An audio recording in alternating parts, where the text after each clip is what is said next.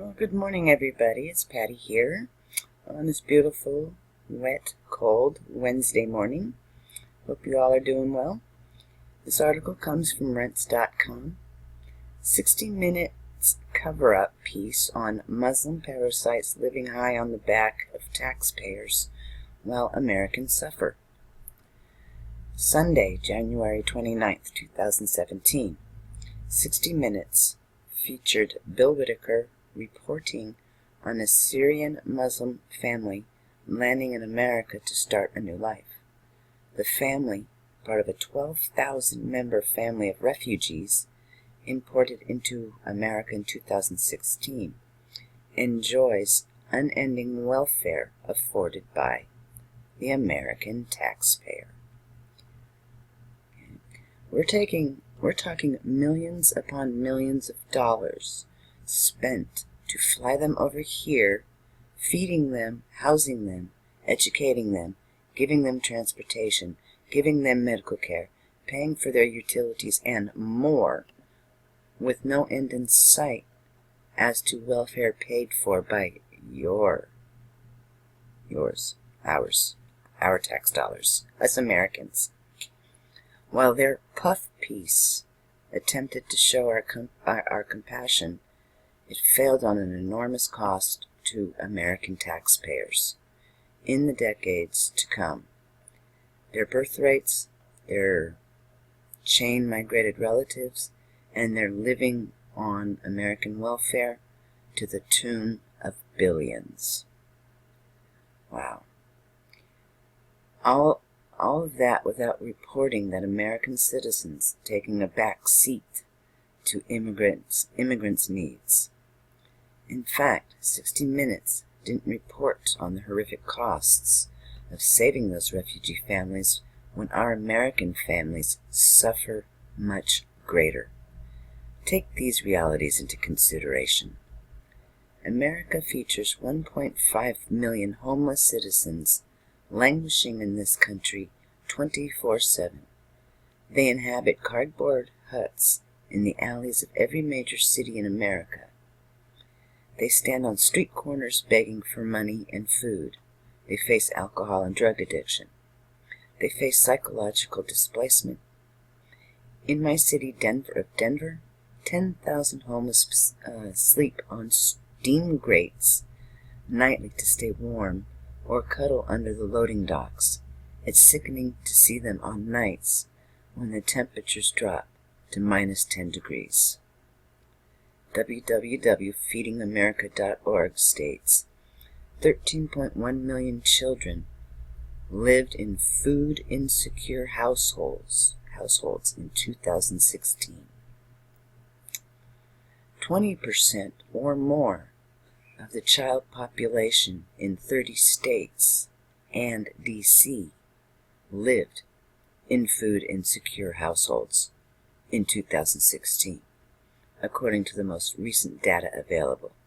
Mississippi, 27%, New Mexico, 27%, had the highest rates of children in households without consistent access to food. In 2016, the top 5 states with the highest rate of food-insecure children under 18 were Mississippi, New Mexico, Arizona, Alabama, and Arkansas. A whopping 48 million Americans subsist on food stamps and other welfare because they cannot obtain jobs, because there's no jobs here. We all know that. Jobs got shipped out of here. So, let's see. Where was I? Oh, here it is. Every refugee that arrives displaces an American from a job. Okay. Now, I'm just as compassionate as the next person. But, first come, first serve. Americans were here first. Alright? So, go back to your countries and get jobs there. Alright? It's not working. Okay? It's not working. Americans should have the American jobs. End of story. Let's see. Yeah, every refugee that arrives displaces an American from a job, and that's not fair. Every refugee that arrives costs Americans hard money out of their pockets with no return whatsoever. A mind-numbing 60,000 to 100,000 military veterans lack jobs, lack homes, and lack medical care in the United States. What about the needs of our country, our vets, our citizens?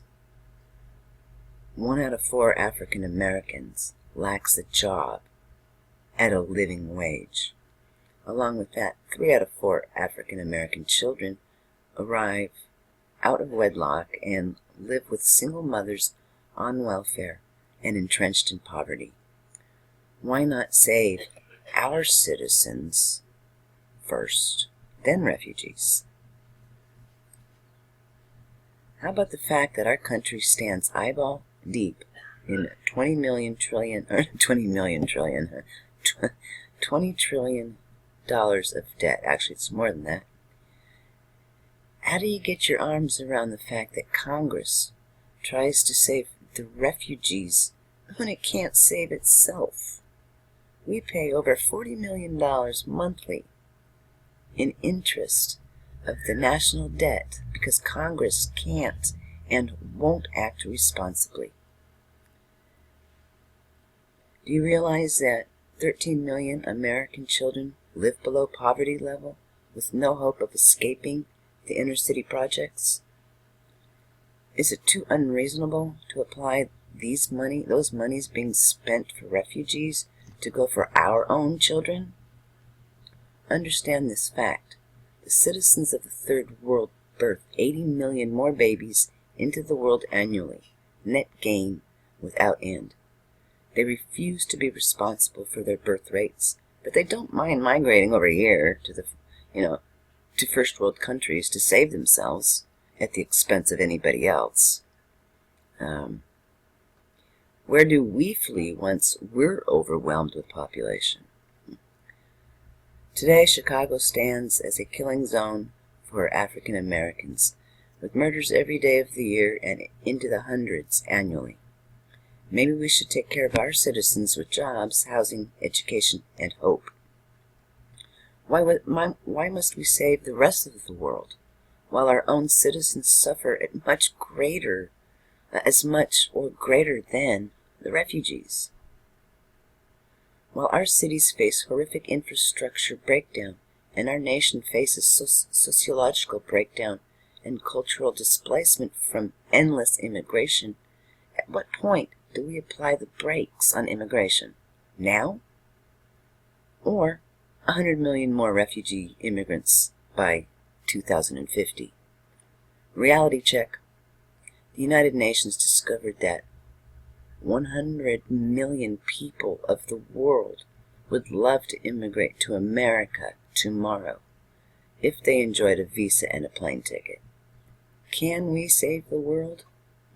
Not a chance.